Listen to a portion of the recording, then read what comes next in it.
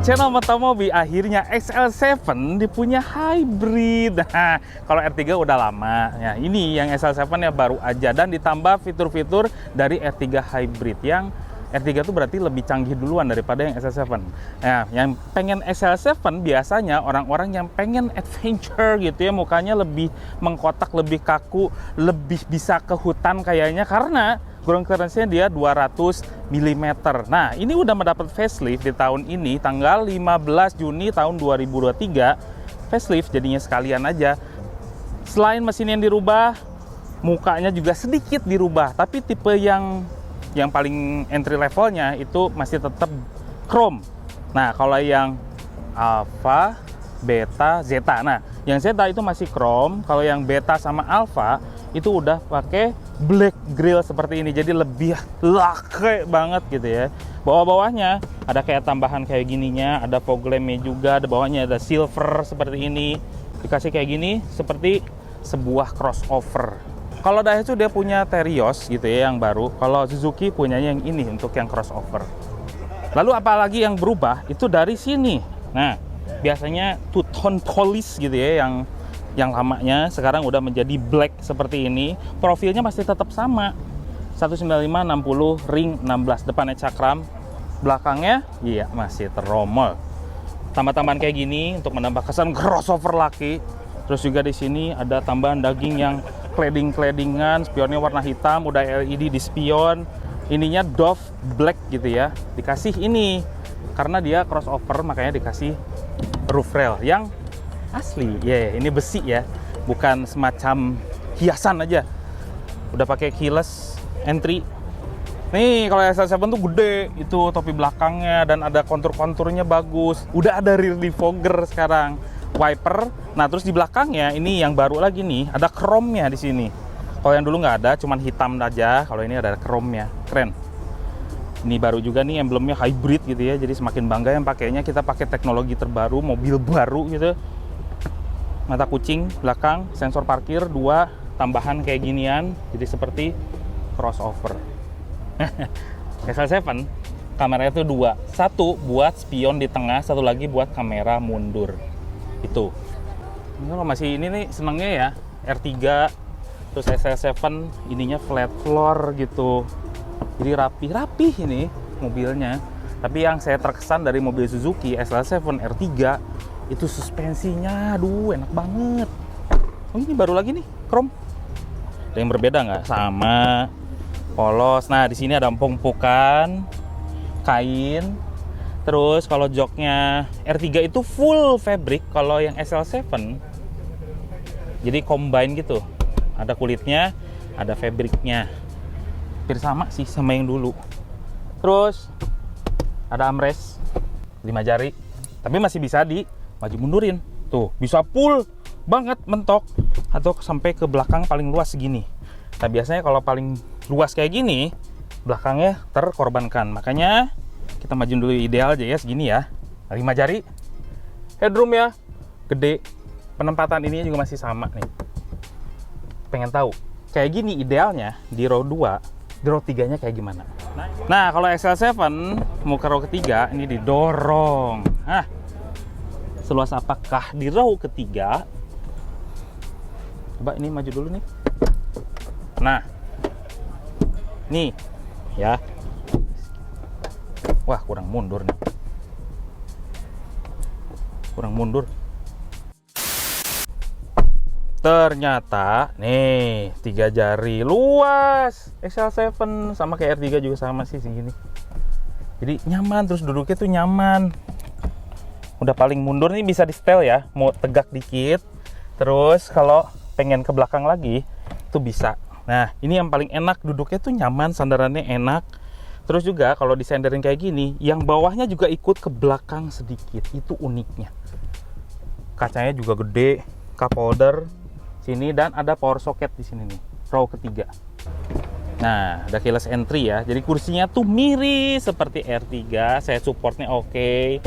Terus combine sama kulit seperti ini. Kuncinya mirip R3 juga. XL7. Jadi ini ada biru-birunya ya. Trim itu keras, ada wood panel-panelan, tapi ada silver lining, jadi di-combine gitu. Keren. Panas, killer sentry. Ini kayaknya unit test drive deh. Mirip seperti XL7 yang sebelumnya. Di sini juga ada wood panel juga, silver lining juga, dan masih ada dashcam di sebelah sini gitu ya. Ini benar-benar membantu banget, jadi nggak usah pakai tambahan dashcam lagi kalau XL7 gitu senengnya. Setirnya mirip R3. Kalau R3 itu lebih ke urban gitu ya. Kalau ini karena di adventure bukan panel wood gitu ya, atau wood-woodan gitu yang kayak gini bahannya. Cuman ini lebih ke silver gitu. Jadi lebih adventure. Ininya juga mirip, pengoperasiannya juga mirip. Ada cruise controlnya sekarang XL7 yang sebelumnya nggak ada. Terus displaynya, MID-nya itu udah. Ini sih R3 banget. Menu-menunya mirip sekali. R3 hybrid tapinya. Jadi ada kayak gini nih, display kayak buat baterai, kapan ngecasnya, tuh kayak gitu ya. Ada mirip, terus kosong. Ada average fuel economy, terus juga seberapa irit kita, driving time-nya berapa. Tuh, ini kalau misalnya idling start stop-nya, kita berhenti, nge-save-nya berapa mililiter bensinnya. Iya, digital clock. Terus, digital clock itu analog tapi digital gitu ya. Tuh, G-force, torque sama power, ada display-nya juga tuh. Acceleration brake, kalau kita lepas tuh brake-nya tuh. Kalau kita semakin kencang, tuh. Jadi tergantung kita nekannya seberapa kuat, itu ada di situ. Dah. Terus ada fuel gauge, speedo, tacho, sama si temperatur mesin. Nah, katanya juga ada yang berubah. Kita tekan dalam ya. Settingannya ada yang mirip nggak? Ya, pasti sama. Terus ada stability control bisa dimatiin, idling start stop-nya bisa dimatiin. Manual leveling headlamp-nya juga ada, walaupun ini sudah LED di depannya ya. Ada USB, aux in, power socket 12 volt, ada kulkas di sini nih yang bisa ngedinginin minuman sebelah sini. Tetap nggak ada ya wireless chargingnya, untung aja nggak ada. Kadang-kadang suka nggak berguna juga tuh wireless charging karena pelan banget ngisinya. Sama kecil banget. Tas ada yang berbeda nggak? Sama kan kayak R3. Yang kelihatan sih ini dashcam. Ini yang membedakan sama R3 ya. Cruise control juga belum ada yang dulunya. Dah. Sama-sama aja. Terus ada Twitternya. Retract sekarang katanya baru. Sudah retract juga nih. Cobain. Iya, mesin. Nah, ini yang paling beda dari XL7 yang terbaru itu dari mesinnya. Sekarang pakai mesinnya yang R3 hybrid, masih K15B. Kalau yang Vitara itu K15C, yang ini masih B-nya. Jadi hybridnya sedikit lebih ketinggalan daripada Grand Vitara. Tapi ini pun mesinnya luar biasa irit karena di rumah kami itu pakai R3 yang hybridnya. Nah, ini dia punya tenaganya sama mirip dengan yang R3, settingannya juga mirip. Tenaganya itu 104,7 PS dan torsinya adalah 138 Nm yang disalurkan ke roda depan, dan transmisinya torque converter biasa 4 speed. Jadi Suzuki itu nggak mau banget pakai CVT gitu ya. Tapi ya irit untungnya gitu. Pengen dicoba, coba nggak sih? Bisa ya? Oke, kita coba. Baterainya sebelah mana? Karena ini adalah mild hybrid, ada di sini. Nih baterainya di sini. Di dalam sini. Jadi ini kalau yang di sebelah sini kan lebih enak masuk kakinya kalau di belakang. Kalau ini kepentok sama ini sedikit. Nah, ini katanya garansinya adalah 8 tahun. Jadi jangan khawatir kalau beli baterai-bateraian atau itu masih males masih pakai elektrik kan males Enggak, ini 8 tahun garansinya, iya. Beneran. Ya, tilt steering belum teleskopik juga. Sayang. Padahal teleskopik tuh membantu sekali. Nah, kan ada dashcamnya gitu bunyi. Nih, tuh kebagi dua. Depan di sini belakang. Keren. Kalau dimatiin jadi spion biasa. Ini inovatif ini. Nyatu sama dashcam juga. Dan jernih lagi, bagus.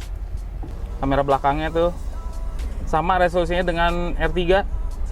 agak burik sedikit, cuman masih kelihatan lah. Enaknya R3 lagi. Enaknya SL7 ya. Setirnya tuh enteng. Terus halus banget loh. Ini yang namanya R3 gitu ya. Kalau K15B transmisinya tuh halus banget. Perpindahan giginya nggak kerasa kayak pakai CVT, padahal dia 4 speed biasa aja. Ya, kita coba suspensinya, guys. Empuk suspensinya. Nah, kita bisa ngatur volume juga dari sini. Terus juga speakernya nggak malu-maluin banget. Enak-enak aja, bassnya keluar, cuman treble-nya kurang sedikit. Nah, kita coba nih SL7. Ini curiganya tekanan bannya itu dilebihin dari sejak baru gitu ya. Itu pasti ini, kita coba ya. Iya, 1, 2, 3.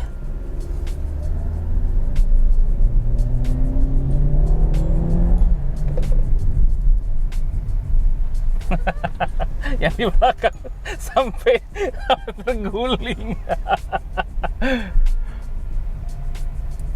Akselerasinya mirip-mirip sama K15B yang pernah keluar di R3 juga, sama mirip banget. Cuman ini ya gitulah, istilahnya adalah R3 hybrid yang berubah bodinya menjadi lebih laki gitu. Gesit-gesitnya mirip nih, dalam kotanya enak banget nih. Kan cukup gesit dan compact. Kita keluar aja gitu ya ke kantor.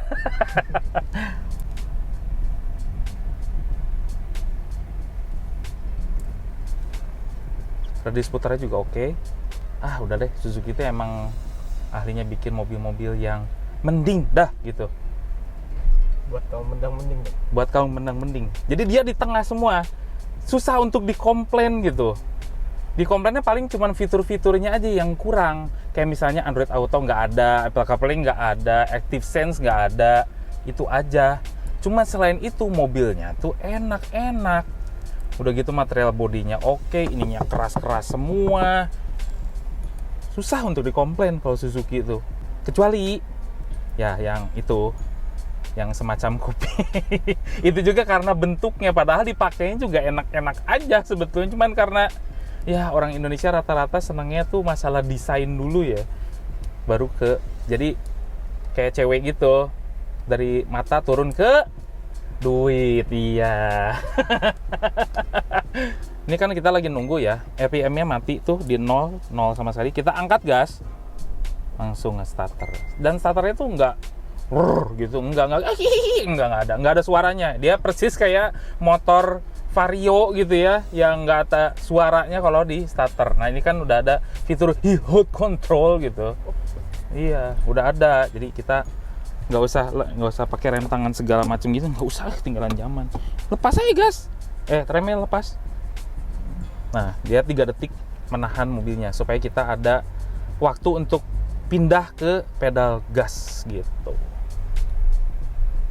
Jadi fitur-fitur basic gitu ya udah ada semua di SL7. Fitur-fitur basic modern ya. Sayang A udah puas, nanti aja long term mudah-mudahan Om Mobi yang nyobain apakah ada perbedaan dengan yang lamanya atau beda dengan R3, kita juga nggak tahu. Dah, Overall, mengenai Suzuki XL7 yang facelift, cocok untuk Anda yang menginginkan mobil yang irit bahan bakar dan ada sedikit aura crossover. Karena XL7 merupakan crossover jadi-jadian dari sebuah LMPV. Lalu bagaimana apabila Anda sudah punya XL7 yang tua? Apakah perlu di-upgrade? Sepertinya bisa ya, bisa tidak. Kalau Anda ingin yang ada hybrid-hybridan dikit, ini ganti saja. Karena memang ada penghematan dari yang XL7 lama dibandingkan dengan yang baru ini. Mengenai harganya ada di tabel berikut. Bagaimana menurut Anda tentang harganya? Silahkan komentar di bawah. Semua ini adalah opini pribadi si mamang-mamang itu. Jangan lupa tekan tombol jempol ke atas dan subscribe channel Motomobi, Omobi, dan Mesmobi apabila belum berikut dengan tombol loncengnya. Share video ini ke seluruh dunia melalui sosial media Anda dan jangan lupa follow sosial media kami semua termasuk Instagram. Terima kasih telah menonton. Oh iya, cek motomobinews.id untuk berita-berita otomotif terbaru.